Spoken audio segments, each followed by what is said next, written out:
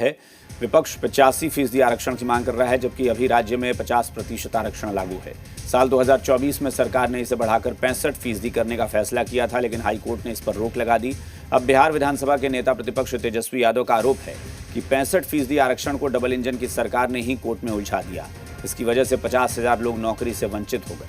तेजस्वी यादव ने एनडीए सरकार पर संविधान को कमजोर कर उसे खत्म करने का आरोप लगाया है। अब तेजस्वी यादव के इस आरोप पर सत्ता पक्ष भी बयानों के तीर छोड़ रहा है।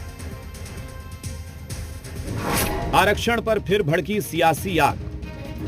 विपक्ष 65% से कम पर नहीं तैयार।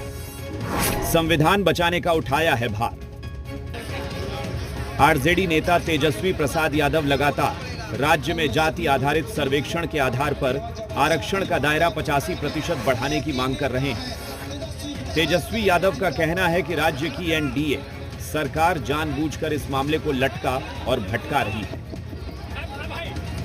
तेजस्वी ने इसके लिए सीधे तौर पर नीतीश सरकार और बीजेपी पर संविधान को कमजोर कर उसे खत्म करने का आरोप लगाया है। और उनका प्रयास है कि बाबा साहब अम्बेडकर ने जो संविधान को लिखने का काम किया, उस संविधान को ये लोग खत्म कर दें। थाना का वही हाल, ब्लॉक का वही हाल, पूरी तरीके से इस सरकार में भ्रष्टाचार और अपराध जो है बढ़ गया है। इसलिए आप सब लोगों से हम कहना चाहते हैं, समाज में गरीबी है, बेरोजगारी है। हम लोगों ने जब 65% आरक्षण बढ़ाने का काम किया, जब महागठबंधन की सरकार में थे, हम लोगों ने केंद्र सरकार से अपील की कि अनुसूची 9 में उसको शामिल किया जाए, जैसे तमिलनाडु का है आरक्षण, ताकि सुरक्षित हो जाए।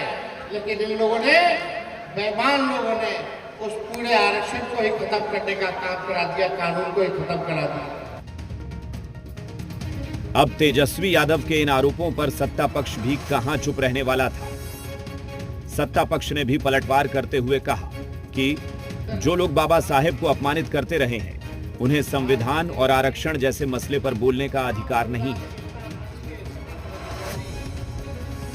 बाबा साहब अंबेडकर के फोटो को किस तरह अपमानित लालू प्रसाद यादव ने किया। ये लोग आरक्षण पर बात करने वाले लोग हैं। ये लोग संविधान को नहीं माने, जिसके कारण जनता ने बिहार का नकारा है इन लोगों को।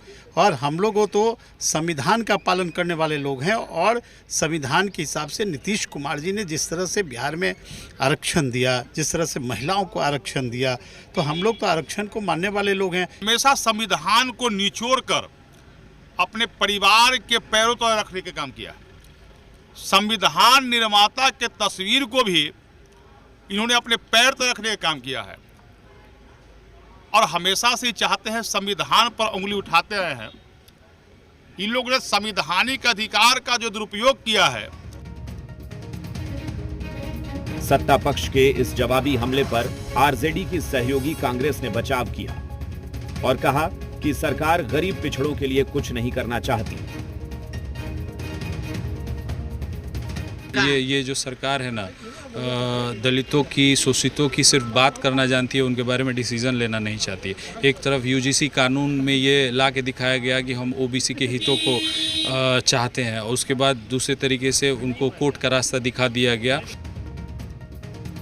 दरअसल इस सारे विवाद के मूल में मसला जातिगत आरक्षण का है। साल 2024 में जाति सर्वेक्षण रिपोर्ट के आधार पर एससी, एसटी, ओबीसी और ईबीसी के लिए आरक्षण का दायरा 50% से बढ़ाकर 65% करने का बिहार सरकार ने फैसला किया था, लेकिन इस फैसले पर पटना हाई कोर्ट ने रोक लगा दी। उसके बाद राज्य में सत्ता बदल गई, तो विपक्ष ने इसे मुद्दा बना लिया है। Bureau report,